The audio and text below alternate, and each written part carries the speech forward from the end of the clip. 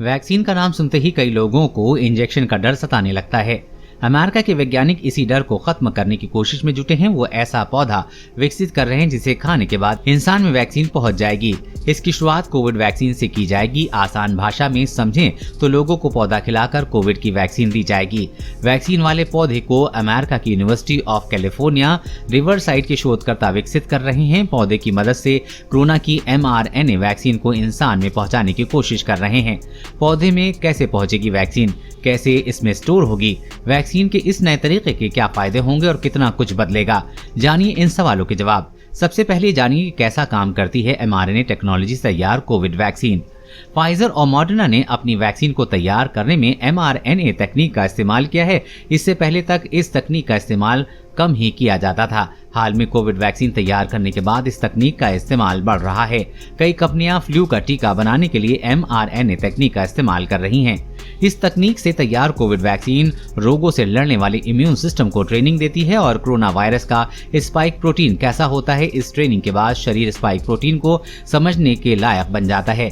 जब भी कोरोना शरीर को संक्रमित करता है तो इम्यून सिस्टम उस वायरस के स्पाइक प्रोटीन को पहचान लेता है और उसे खत्म करने की कोशिश करता है। ऐसी वैक्सीन से कितना कुछ बदल जाएगा, अब ये समझिए। शोधकर्ताओं का कहना है कि जिस तकनीक से फाइजर बायोएनटेक और मॉडर्ना ने कोविड वैक्सीन तैयार की है, हम उसी तकनीक से वैक्सीन तैयार करके पौधे के जरिए इंसानों तक पहुंचाने की कोशिश में जुटे हैं। पौधे आसानी से पच जाते हैं, जबकि सिरिंज से वैक्सीन लेने के बाद साइड इफेक्ट का खतरा बना रहता है।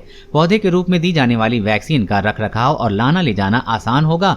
कम तापमान पर पौधों को रखने पर इसमें मौजूद वैक्सीन के खराब होने का खतरा भी नहीं होगा। अगर ये प्रयोग सफल रहा तो निम्न आय वर्ग वाले देशों के लिए वैक्सीन वाला पौधा एक वरदान की तरह होगा, जहां कोविड की वर्तमान वैक्सीन के मुकाबले इन पौधों का स्टोरेज और ट्रांसपोर्टेशन आसान होगा और खर्चा भी कम आएगा।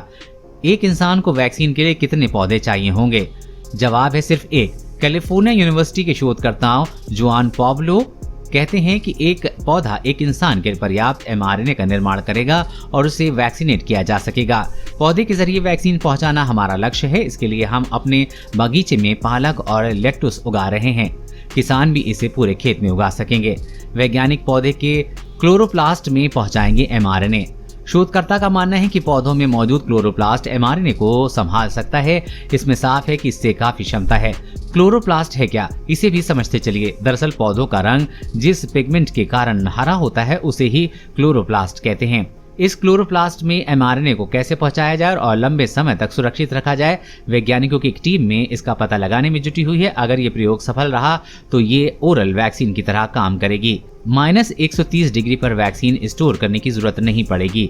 वर्तमान में मौजूद mRNA वैक्सीन को स्टोर करने के लिए -130 डिग्री तापमान और ड्राई आइस की जरूरत होती है। ऐसे रखरखाव के कारण वैक्सीन की महंगी पड़ती है और ग्रामीण क्षेत्रों में इसे पहुंचाना मुश्किल हो जाता है। लेकिन वैक्सीन वाले पौधे को आसानी से विकसित किया जा सकेगा। ये लंबी दूरी तय कर सकेगा। कोरोना वायरस और कोरोना वैक्सीन से जुड़ी हर अपडेट पाने के लिए चैनल को सब्सक्राइब करें।